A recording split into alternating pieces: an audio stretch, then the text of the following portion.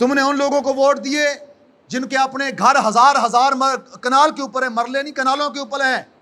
تم نے ان لوگوں کو ووٹ دیے جو اربوں اربوں خربوں کھا کر بھی ان کے پیٹ نہیں بھرے تھے، جنہوں نے پاکستان کے ساتھ اتنا ظلم کر دیا، تم آج بھی ان کے پیچھے کھڑے تھے۔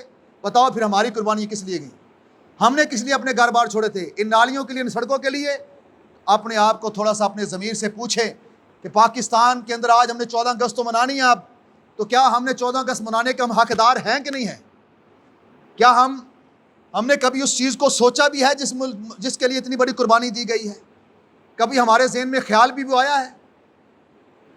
ہم نے اپنے اندر سے اس کا جواب بھی تلاش کرنا ہے، اور اپنے ان مرنے والوں کی روحوں کو اس کا جواب دینا بھی ہے، ہم نے بتانا بھی ہے ہم نے کہ کیا کیا ہم نے پاکستان کے لیے۔ تم نے تو اپنا گھر بھی دے دیے، اپنی جانیں بھی دے دی، اپنے خاندان بھی دے دیے، آپ نے تو اپنے سامنے اپنی جوان بیٹیوں کے لاشیں دیکھے، اپنے جوان بیٹوں کے لاشیں دیکھے، ماؤں نے معصوم بچوں کو نیزوں کے اوپر دیکھا، اور ہمیں اپنی عورتوں کے بڑے بڑے خطرناک قسم کے واقعات لکھے جو بابا جی بیان کیا کرتے تھے۔ ایک شخص کہہ رہا تھا میں وہاں سے گزر رہا تھا اور میں نے دیکھا بہت سارے لوگ کٹھے ہو کر بھنگڑے ڈال رہے ہیں ایک جگہ پر، میں نے کھڑے ہو کر دیکھا کہ یہاں معاملہ کیا ہے۔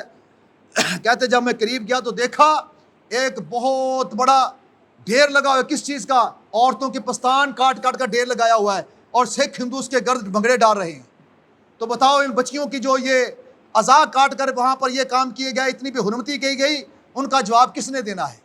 اگر حکمرانوں نے دینا ہے تو آپ نے بھی ساتھ دینا ہے، کیونکہ وہ حکمران خود نہیں بنے، ان کو بنایا آپ نے اور میں نے ہے۔ ان کو اس مقام تک آپ کی اور میری سپورٹ لے کر جاتی ہے۔ ہمارے گلی محلوں کے ان کی میٹنگیں، ان کے لیے ان کی کوششیں، ان کے لیے ووٹوں کے لیے، ان کو اس حد تک لے جانے کے لیے ہمارا دن رات بھاگنا، یہ ہماری پوری سپورٹ ہے ان کے لیے، اور ہم بھی پورے جواب دیں ان کے ساتھ۔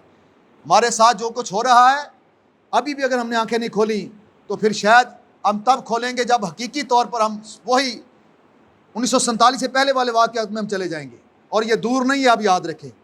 اگر ان چور لٹیروں میں سے کسی ایک کی بھی حکومت آ گئی تو آپ کے ساتھ جو کچھ ہونے والا ہے آپ سوچ بھی نہیں سکتے۔